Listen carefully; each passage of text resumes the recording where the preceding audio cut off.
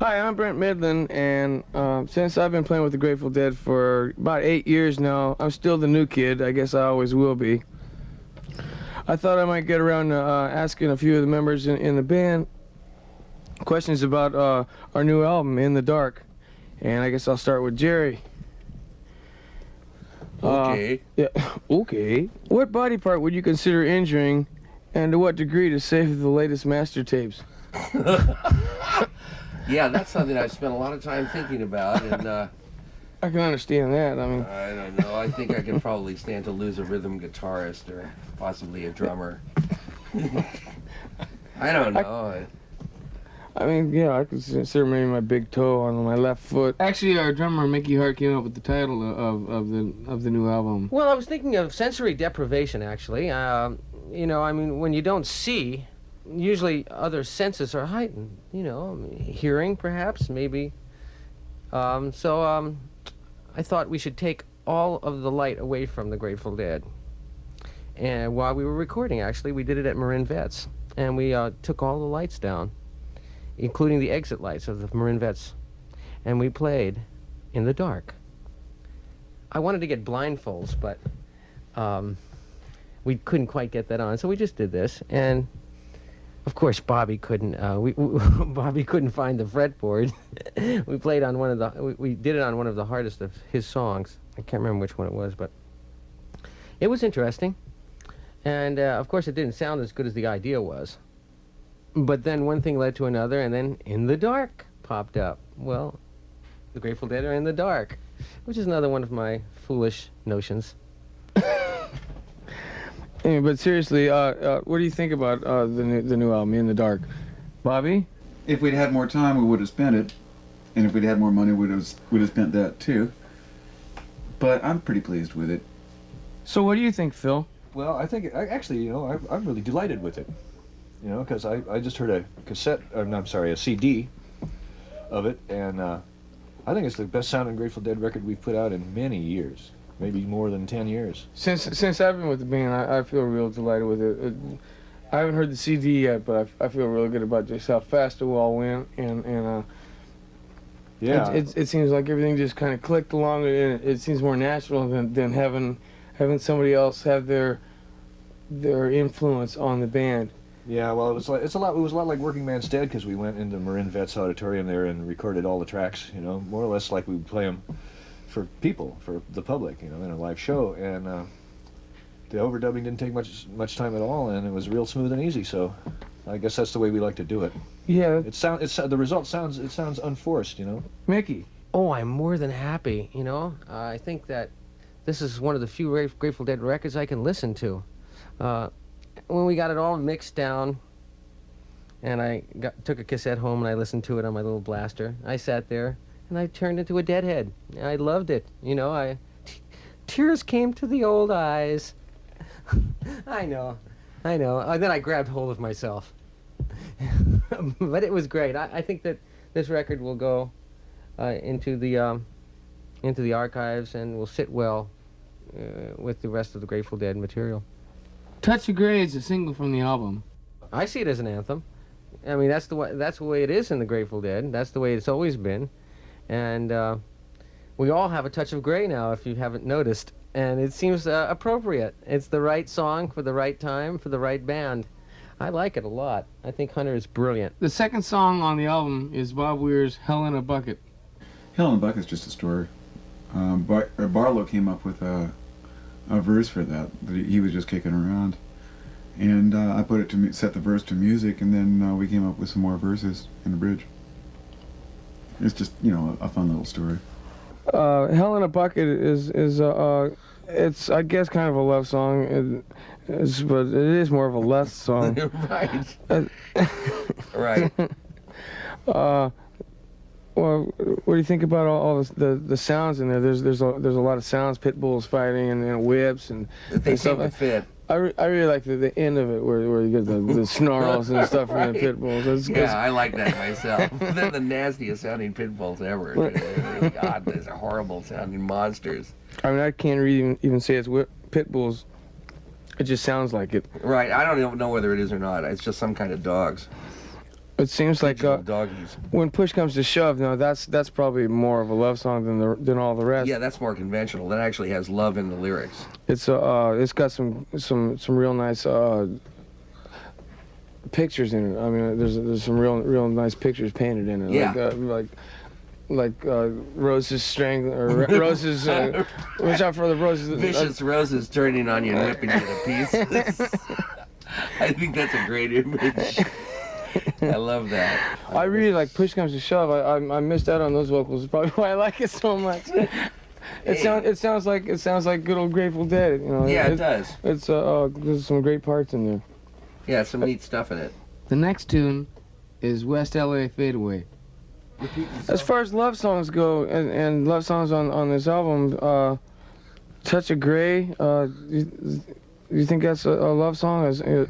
I never really thought about it before, but I guess it probably is. Yeah, sort of. It is. It's not exactly straight to the point, or not straight to the point, but it's not exactly your standard kind of love song where. I always thought the West LA Fadeaway is kind of a creepy love song. You know, in a weird sort of way. You know, kind of hate love. Yeah, it's got a creepy quality to it that I think of it as a love song more than I do Touch of Grey. Mickey? Slinky song. You know, I think that it has got a lot of grease, and that's what it should have, and it's powerful. I like that rendition. It sits up, it's straight, it's got a backbone to it. I like it a lot. So Jerry, how did Almost Dying feel?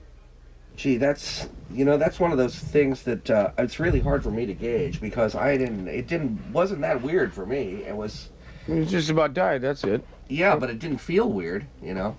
I mean, I only know about it because that's what everybody told me about it later. Yeah. You know, but for me, it was just, you know. I think it put a good scare. I don't know about yourself, but it put a good scare in everybody else. Well, it did me too after the fact, but it's kind of a weird. It's like a non-experience. I mean, I don't know what happened. It just, you know.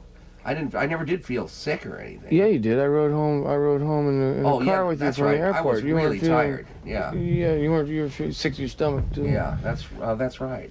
But I mean, I don't think that was really something that was going to put you through a big change. No, me neither. I didn't think it was going to be. I didn't think it was nearly fatal. You know. I mean, it didn't feel that way. It felt like I'm really tired. You know, what I need is about 5 or 6 days of good, solid rest. I felt like that. Yeah. Well, I think it's I mean, it's more. As far as myself, especially, it just made me more appreciate the fact that we're still happening as far as a band, and that we're all here, and me too. What a boon. Not take it for granted. Yeah, right. Me too. Yeah, it made me want to dig in more. What do you think about the current state of Grateful Dead, in particular to Jerry? You know, to going through Jerry's almost dying and all that. Do you think that's helped us or what? As far as something like that, an experience like that could help anybody. Yeah, it helped us because we realized that we that nobody could go on in that fashion, just pushing it to the limit, and all of us seem to have come back from the edge in their own particular way. Not just Jerry, everybody else. Not just the band, other people in our organization also. And I feel a lot more confident that we're going to be able to keep going for a few more years and do what and we're not finished yet. Mickey, what do you think about that? Well, the Grateful Dead has always taken the Grateful Dead seriously. Now we can appreciate it more because we almost lost it. And it just goes to show how fragile the Grateful Dead really is. It's sort of like walking on eggshells. You know, even though it's a mammoth machine, you know, able to leap tall buildings and devour nails in the morning and whatever it does, it's a very fragile thing, and it has to be cared for. And now some Hunter questions. Oh yeah, well, okay. Would you rather be run over by a steamroller on a hot day on an empty stomach, or a cold day on a full one? If it's up to me, I think I'll go for the hot day on an empty stomach. Yeah, It's not me much too. not much of a mass and I mean, it might be for what kind of warm question on a that cold is. Day, you know, it's Cold, that's cold day, you're gonna be kind of a more hard preserved until they put you in. that's a kind of a hard-edged question.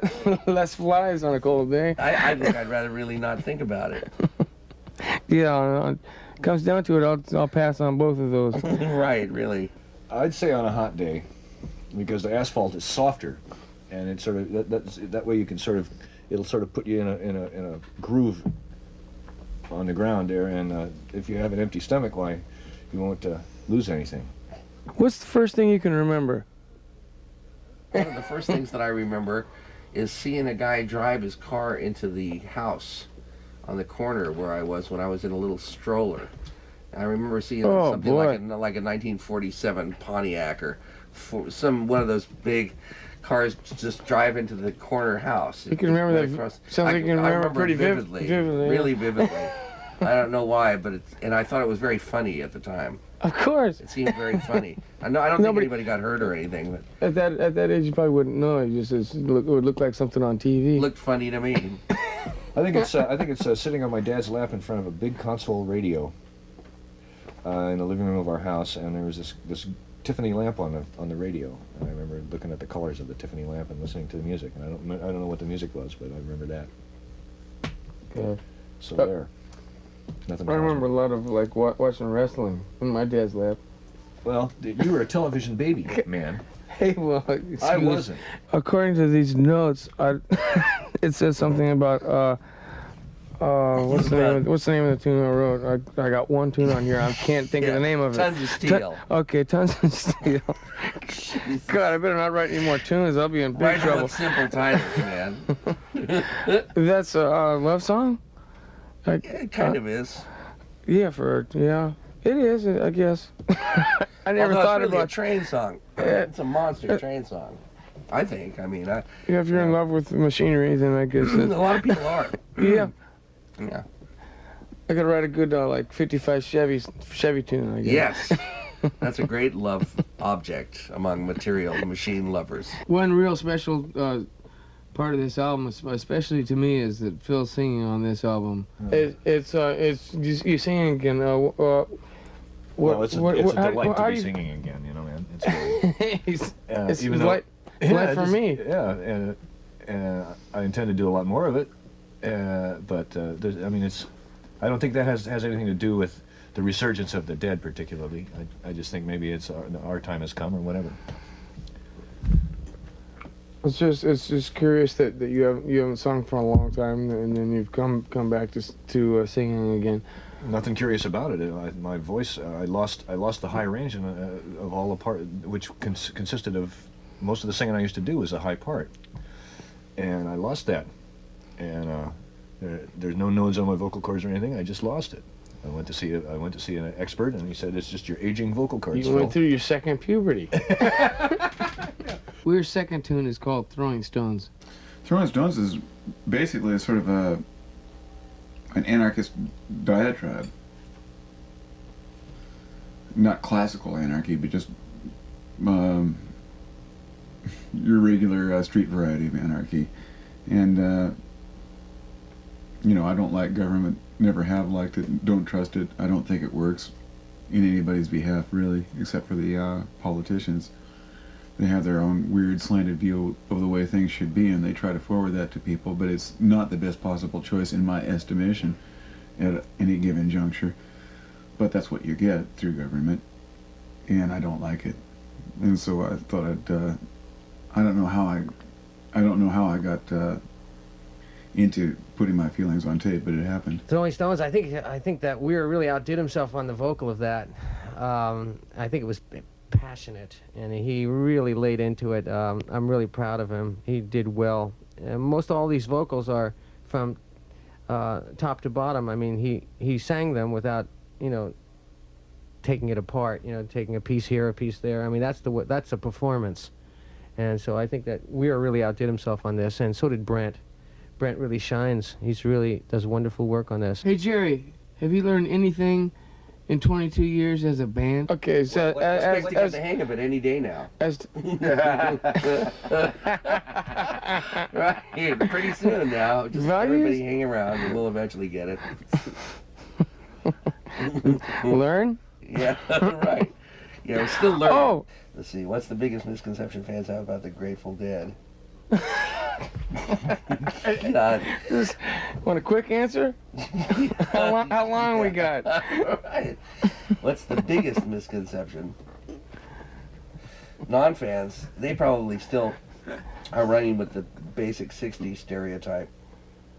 If they think anything at all about us. I'm inclined to think that they don't. I'm inclined to think that they don't think they don't listen to the music to get anything out of the music. Hmm. I mean, they picture a couple songs and think that that's it, and haven't listened. Non-fans, they Yeah. haven't listened to enough stuff to No. know that there's something to appreciate. Yeah, right. We're pretty remote to those people. I mean, we're never on television or anything like that. We aren't in People magazine that regularly, or TV Guide, or any of that kind of stuff. That regular straight ahead media. I could picture that. The cover of TV Guide. Yeah. And it's been a couple months since we've been on oh god, what is it? It's been a couple months since we've been on the top 10 on Solid Gold. Right. We haven't been on Solid Right. Gold in days. Right, it's quite a while now. So, yeah. Here's another Hunter question. Who would you choose to play the other band members in the movie of the life of the Grateful Dead? Okay. Let's see. Robert Redford is Weir. Yeah, that'd be good. Yeah. Phil, I don't know. God, not Charles Bronson. Who's no, Dennis Hopper. Maybe Clint Eastwood. Clint Eastwood. That'd be good. Make my day. Right. Yeah. Al Pacino could do a good Mickey. Billy. Oh God. De Niro. I'd like Bruce Dern to play you. I can't picture anybody but you playing you. Yeah, I know. Well, it doesn't Bruce say Dern. anything about me. Yeah. A lot of them are dead. Oh, fine, pick that one. But like for instance, I would do Sidney Greenstreet for Garcia. I think. I can't think of who I would have do Phil. Peter Lorre for Mickey, of course. Maybe John Wayne for Kreutzmann. Probably Bogart for myself. These are old movie stars, but I can't think of the new ones that would foot the bill. Oh, I think that Sarducci would be Weir, and I think Bill Murray would be Kreutzmann, and I think that Aykroyd would be Lesh, and I would think that did I say Weir yet? Yeah. Oh yeah, well maybe Bruce Willis could be Kreutzmann. No, I said Kreutzmann. Bruce Willis could be Jerry. Jerry, Bruce Willis being Jerry. And who would I be? Somebody like Guitar. Rip Torn or something like. The last tune is called Black Muddy River. Anything as far as the lyrics go that could kind of describe.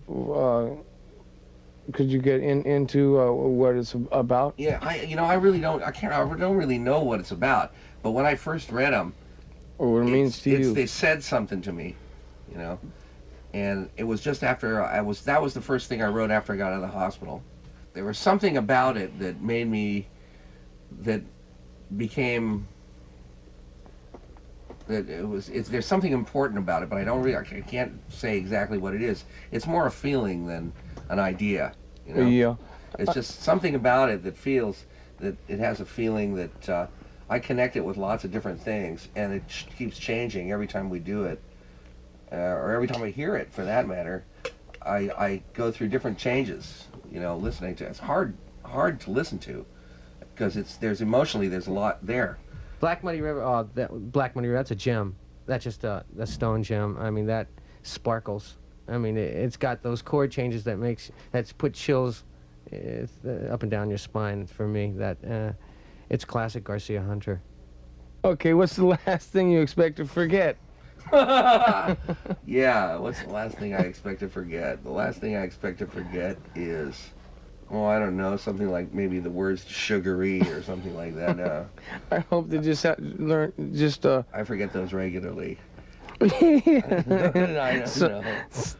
bad answer. Sorry. Last thing I hope the last thing I forget is how to play music. Yeah, right. Yeah, right. Hope they bury me and I can still play. Yeah, that'd be good. That'd be good. That'd be good for the last thing to go. And it's still Grateful Dead music. Our music is a little difficult for people like critics to understand because you have to listen into it. It doesn't reach out and grab you by the throat and show you something that you already know, like most music does. You have to listen into it, and you have to put something of yourself into it. Last thing before we close, do you have a message for America? I don't know. Take care of yourself. Everybody, stay calm. For God's sakes, don't vote for actors anymore. We'll get by. Yeah, right. We'll get by. The last question is, which end is up? Depends on what day is this. The one without the flames coming out of it. Doesn't matter, does it? Doesn't matter, does it? Doesn't matter, does it?